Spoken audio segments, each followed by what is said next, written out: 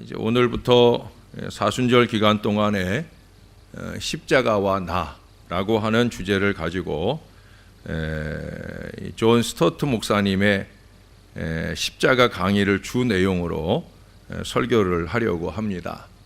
한 5주 정도 이 십자가와 나 주제의 설교를 하면 그 다음 주일 고난주일을 맡겠습니다.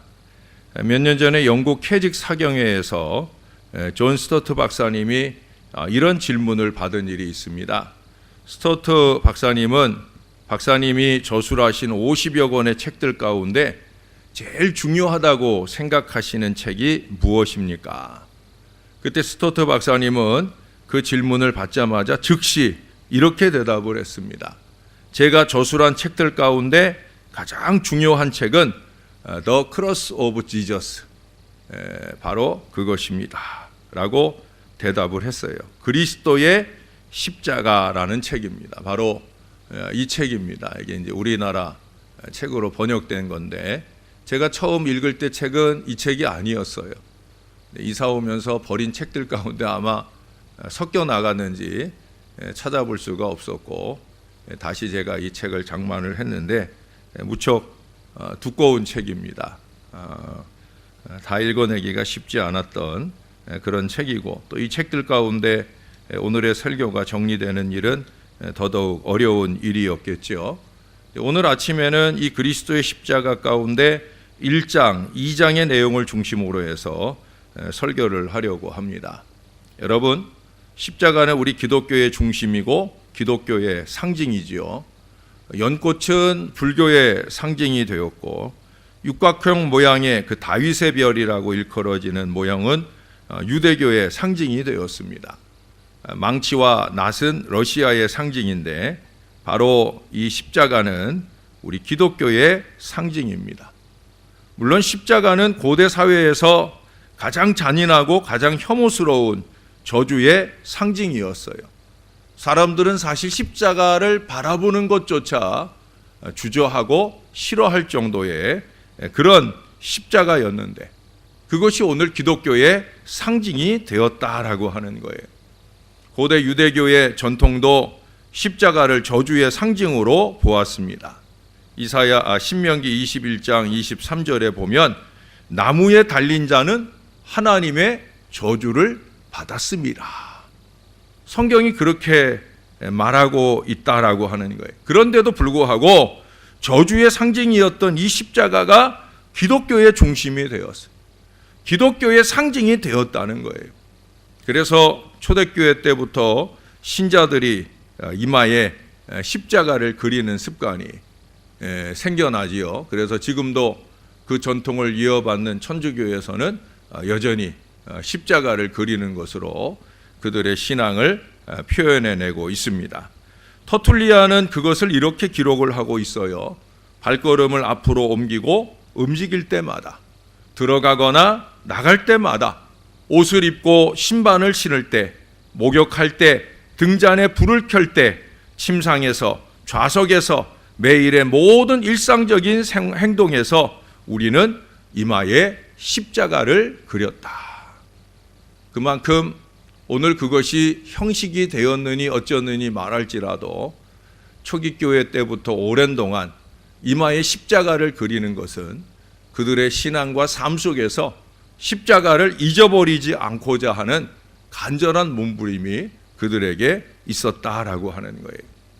현대의 저명한 신앙학자인 포사이트는 우리에게 그리스도는 바로 십자가를 의미한다. 천상에서 혹은 지상에서 그리스도께서 어떤 분이셨는가 하는 모든 것이 십자가에서 그분이 행하신 일 속에 용해되어 있다. 반복해서 말하지만 우리에게 그리스도는 바로 그분의 십자가이다. 그분의 십자가를 이해할 때까지는 그리스도를 이해하지 못한 것이다 라고 말을 했어요. 현대의 대표적인 신학자인 에밀 브룬너 역시도 십자가는 기독교의 상징이고 교회의 상징이며 하나님의 계시의 상징이다. 오직 믿음, 오직 하나님께 영광을 위한 종교개혁의 모든 투쟁은 단지 십자가의 바른 해석을 위한 투쟁이었던 것이다. 십자가를 올바로 이해하는 사람은 성경을 이해하며 그리스도를 이해한다. 여러분, 십자가는 기독교의 중심이고 기독교의 상징입니다. 그러면 이제 이 십자가 자체에 좀 눈을 돌려보겠습니다. 우리 예수님이 2000여 년 전에 십자가에 달려 죽으셨어요. 아니, 정확히 말해서 예수님이 죽임을 당했습니다. 그러면 도대체 왜 어떻게 예수님이 십자가에 못 박혀 죽임을 당하게 되었습니까? 누가 그를 십자가에 못 박아 죽였느냐 하는 거예요. 예수님을 십자가에 못 박아 죽이는데 가담한 사람들은 누구입니까? 예수님의 죽음에 대한 책임은 누구에게 있느냐 하는 거예요. 법률적 관점에서 보면 예수님은 유대 법정, 로마 법정에 의해서 유죄 선고를 받음으로써 사형에 처해졌지요. 하나님을 모독했다는 유대 법정의 유죄 판결, 거기에 더해서 가이사를 반역했다 하는 로마 법정의 이 유죄 판결에 의해서 사형에 처해졌다는 거예요. 이와 같은 유죄 판결과 사형 집행에 참여한 사람들이 있었죠. 예수님을 죽인 사람들이 있었습니다. 자, 그럼 누가 그를 죽였는지 함께 살펴보겠습니다. 첫째로 꼽을 수 있는 것은 예수님을 죽인 사람은 빌라도였습니다. 빌라도가 예수님을 십자가에 못 박히게 넘겨주었다라고 성경은 기록하고 있습니다. 마태복음 27장 26절에 보면 이에 바라바는 저희에게 놓아주고 예수는 채찍질하고 십자가에 못 박히게 넘겨주니라. 예수님의 무죄를 확신하고 있었음에도 불구하고 자기의 그 총독 자리를 지키기 위한 이 정치적 야망 때문에 그는 예수님을 죽음에 넘겨주었어요. 가이사에게 불충성한다는 이 비난을 받을까 봐 두려워서 그는 군중들의 아우성에 굴복하고 말았다라고 하는 거예요. 결국 그의 마음의 양심의 소리, 그 소리를 저버리고 비겁한 행동을 저지르고 말았다는 거예요. 빌라도는 포악한 성격과 아울러 간교하고 비겁한 성격을 지니고 있는 정치인이었습니다. 그야말로 타고난 정치인이죠. 물론 그는 그 책임을 모면하고 회피하기 위해서 여러 가지 수단을 써보았어요. 왜? 예수님은 죄가 없는데 지금 군중들은 예수님에게 죄를 뒤집어 씌워 죽이려고 할 때 자기가 그 책임을 모면하고 싶었어요. 왜?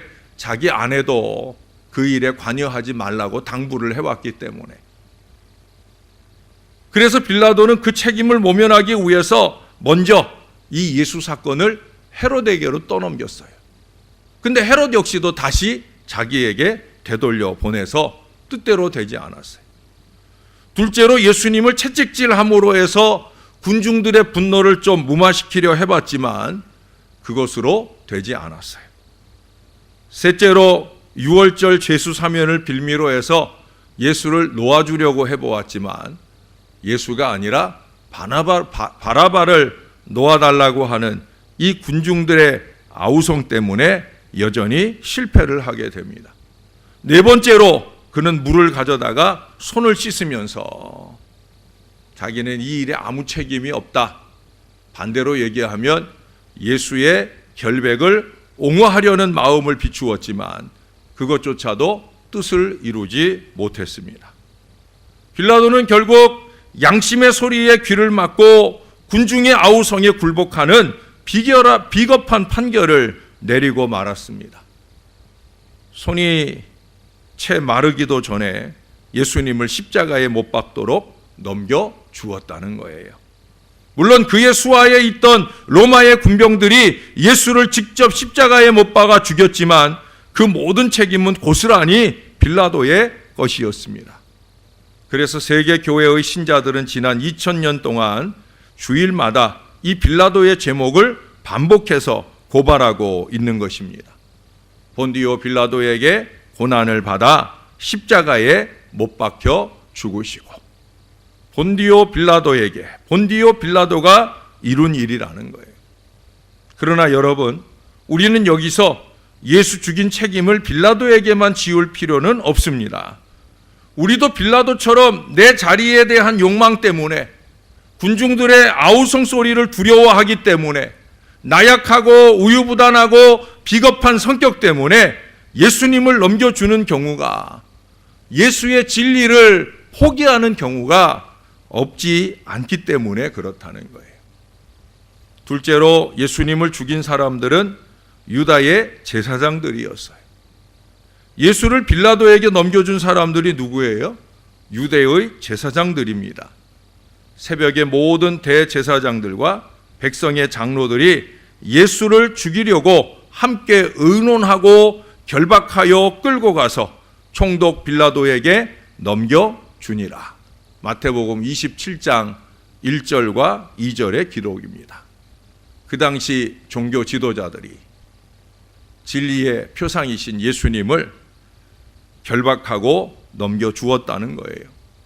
어떤 의미에서 빌라도는 이 대제사장들, 유대인들, 이들의 아우성에 못 이겨 할 수 없이 예수를 죽음에 넘겨주었다고 말할 수 있을 거예요. 그래서 빌라도는 그의 빌라도의 고백이라고 하는 글에서 예수님 처형의 모든 책임을 이 대제사장들, 유다의 장로들, 백성들에게 떠넘기고 있습니다. 저는 그들의 마음을 충족시켜 줄 생각에서 예수를 채찍질하라고 명령하였습니다. 그러나 그것은 군중의 분노를 증가시켰을 뿐이었습니다. 저는 대야를 가져오라고 하여 소란스러운 군중 앞에서 제 손을 씻음으로써 나사렛 예수를 죽음에 내어주는 데 대해서는 아무런 책임도 없다는 것을 보여주었습니다만 그것도 허사였습니다. 이 철면피 같은 군중들이 갈구하는 것은 바로 예수의 생명이었던 것입니다. 저는 가끔 시민 폭동에서 성난 군중을 목격하여 왔으나 이번처럼 격렬한 폭동은 본 적이 없었습니다. 마치 지옥의 모든 유령들이 예루살렘으로 모여든 것과 같았다고 밖에는 표현할 수가 없었습니다.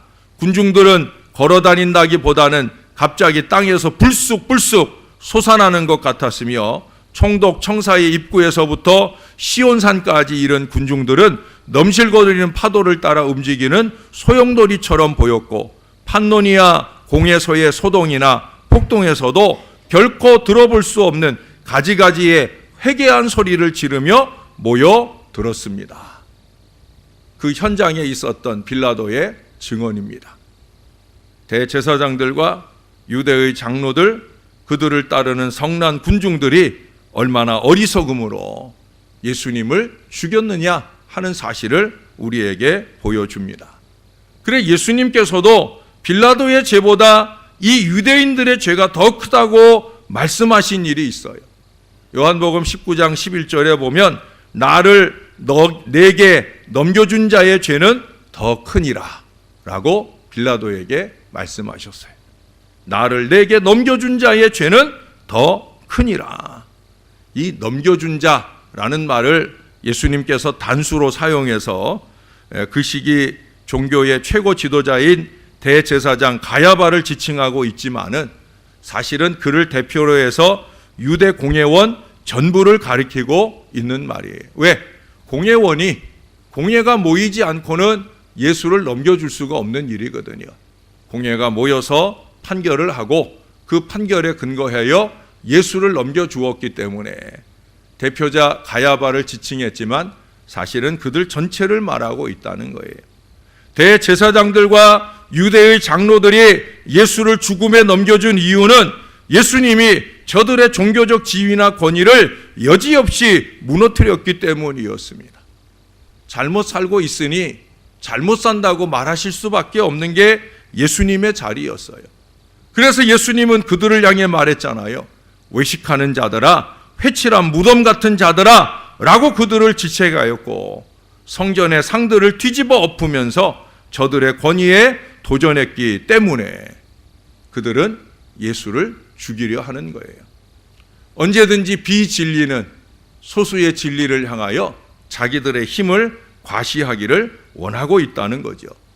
그들은 종교적 권위와 지위를 지키기 위해서 예수를 죽이기로 작정을 했어요. 예수를 시기하고 질투하고 미워하다가 예수를 죽여 없애기로 결정을 했다는 거예요. 그래서 유대의 민중들을 충동해서 없이하소서, 없이하소서라고 부르짖게 만들었다는 거예요. 여러분, 우리도 마찬가지입니다.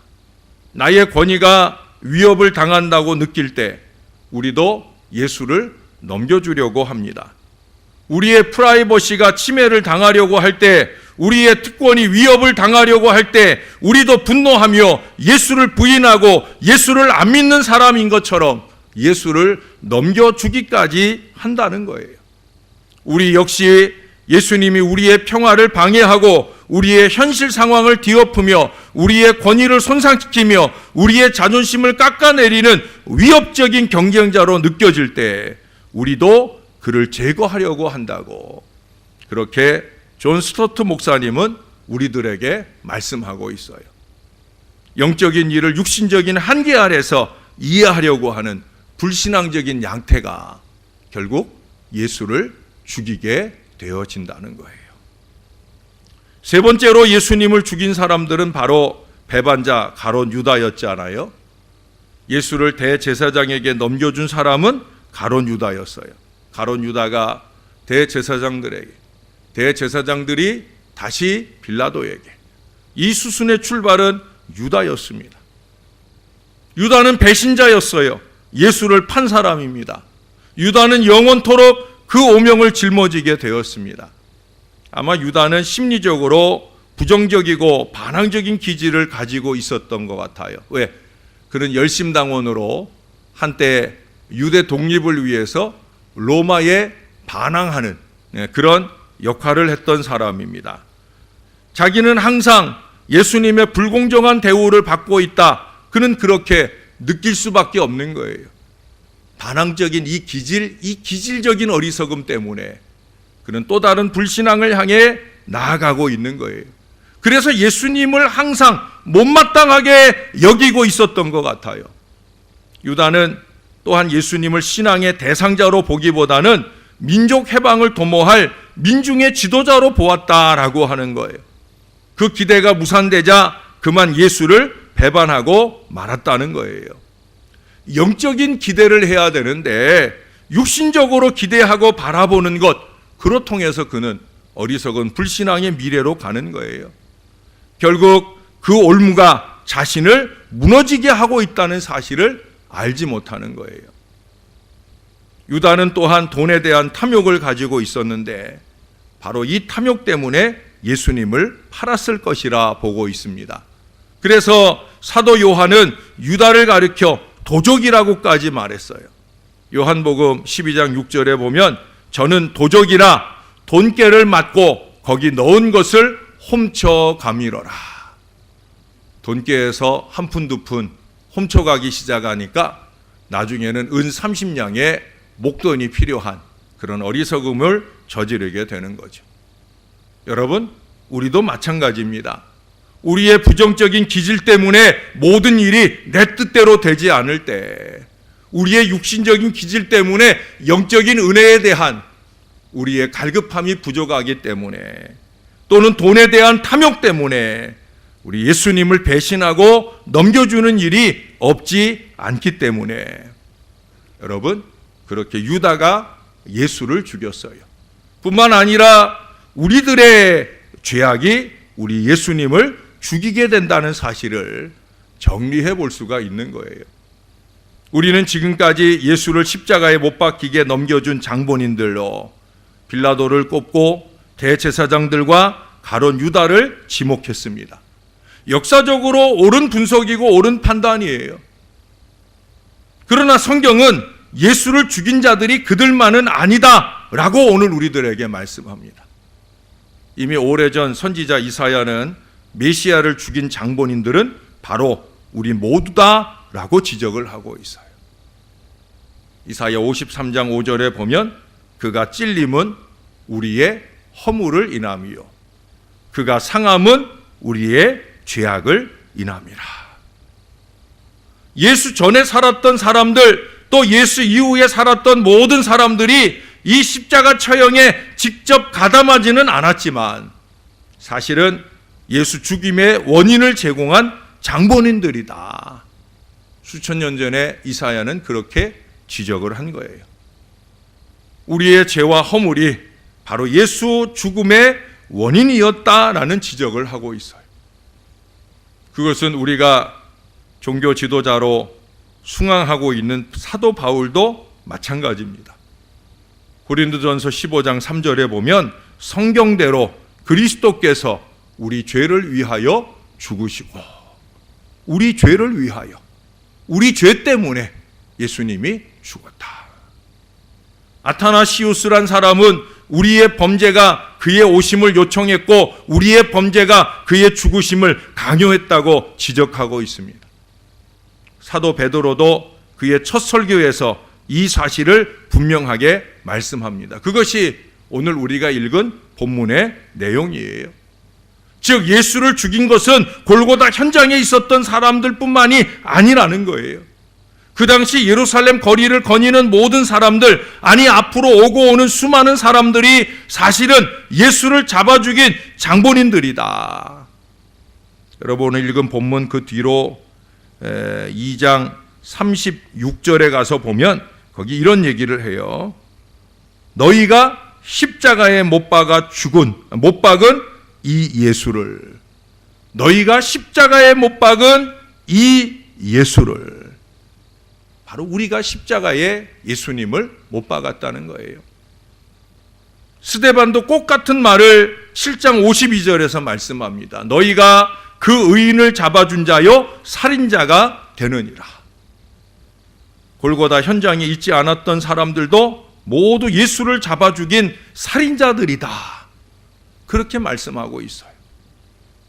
히브리서 저자도 비슷한 말을 우리들에게 주면서 경고합니다. 죄를 범하는 자는 하나님의 아들을 다시 십자가에 못 박아 현저히 욕을 보이는 것이다. 다시 죄를 범하는 자는 하나님의 아들을 다시 십자가에 못 박아 현저히 욕을 보이는 것이다. 예수님은 2000년 전에만 죽으신 게 아니라는 거예요. 오늘 아직 저와 여러분을 인하여 다시 또 십자가에 못 박아 죽으시는 이런 불행한 결국을 계속 이어오고 있으시다는 거예요. 사랑하는 여러분, 우리가 여전한 죄악을 이어가는 한심한 삶을 이어가는 동안 우리는 예수를 죽이고 있는 것입니다. 이 손에, 이 입에 예수의 피를 묻히고 있는 거라는 거예요. 우리는 선혈낭장한 우리의 손으로, 우리의 입술로 부끄러운 줄 모르고 또 다른 죄악들을 점철해가는 어리석음을 범하고 있어요. 그래서 하나님의 말씀은 살았고 운동력이 있어서 끊임없이 우리를 찌르는 거예요. 이제는 주님 그만 찌르고 이제는 너희가 찔림받은 그 마음으로 회개를 하고 죄 없는 거룩한 인생을 살아라 라고 당부하고 계시는 거예요. 자, 여러분, 우리는 지금까지 예수님을 죽게 한 장본인들을 쭉 생각해 보았습니다. 그 당시의 인물들도 보았고 또 오늘 우리들이, 인간들이 예수를 죽였다라는 이 결론을 내리게 됩니다. 그러나 그것이 십자가 사건의 전부는 아닙니다. 만약 예수님이 인간의 배신과 반역과 넘겨줌으로 죽임을 당했다라고 하면 우리 예수님은 하나의 순교적 죽음을 당한 것뿐이었을 것입니다. 그러나 예수님의 죽임당함은 순교적 차원의 죽음에 그치는 것이 아니잖아요. 그렇다고 하면 오늘 우리의 구원과 무관한 죽음이 있을 수밖에 없다는 거죠. 여러분, 예수님을 죽음에 넘겨준 것은 사람들이 아니라 사실은 하나님 자신이었습니다. 베드로가 이 사실을 지적합니다. 우리가 읽은 23절의 말씀에 보면 그가 하나님께서 정하신 뜻과 미리 아신 대로 내준 바 되었거늘 너희가 법 없는 자들의 손을 빌려 못 박아 죽였다. 하나님께서 정하신 뜻과 미리 아신 대로 내준 바 되었다라고 말씀해요. 여기 내어주었다라는 이 단어는 넘겨주었다라는 말과 같은 말이에요.